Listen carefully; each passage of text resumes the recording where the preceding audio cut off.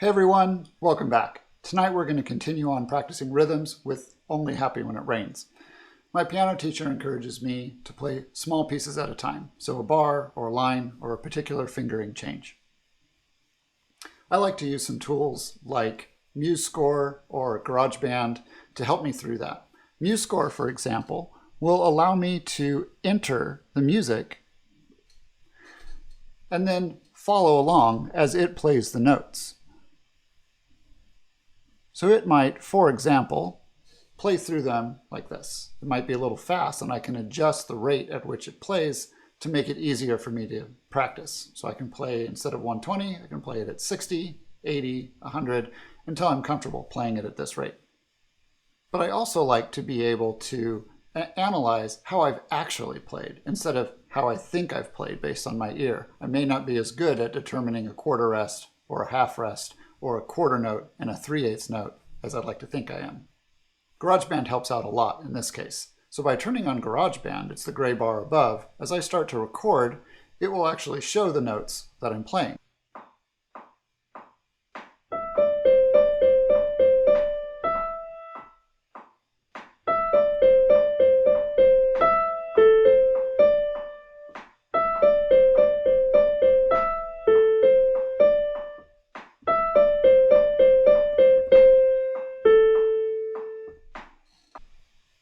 So playing through that the first time, we can compare how well I did with the score itself. So my recording is at the top, and we can see that I got the pickup measure spot on. Same with what's labeled as the first bar.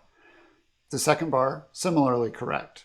And the third bar, well, this might look a little off, is actually correct. It's a slight difference in notation there at the end, but you can see that it finishes off with what is a 3/8 D note. The fourth measure, similarly correct, as is the fifth and the sixth. Now on the seventh, we can see a deviation. The seventh should not, in my case, had no rest at the end because I played that last note as a half note instead of a quarter note. So if I wanted to improve my practice, that's where I would focus. Now, the only reason this came out this well is I've made a few takes just trying to get this video recording to work. So one of the things I'll often do is just play the same bar over and over and over again, and then just watch it live rather than try and play through it to get this result. Let's try that. So I've disabled the loop, and it's just going to play through, and what I play will appear. So we're going to try and focus on the first two bars. So that main melody followed by that D and E, followed by a half rest.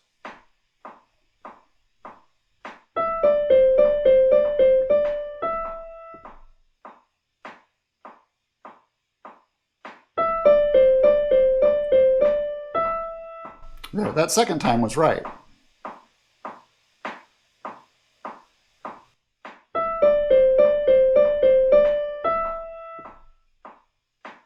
Nope.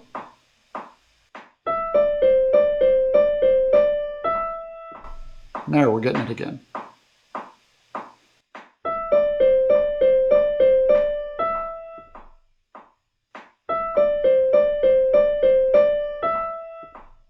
So we're getting that one. Maybe we'll move on to the next one.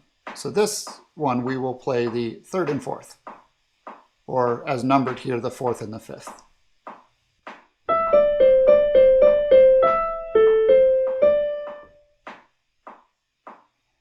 And as you can tell, I had a rest at the end of my fifth bar, which I shouldn't have. So let's try that again.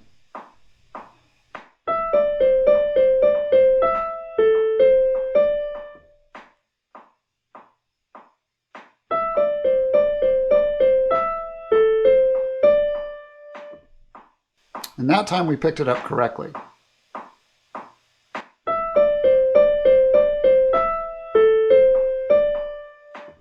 But I have to force myself to hold that note long enough, and if I keep practicing like this, eventually that'll feel natural.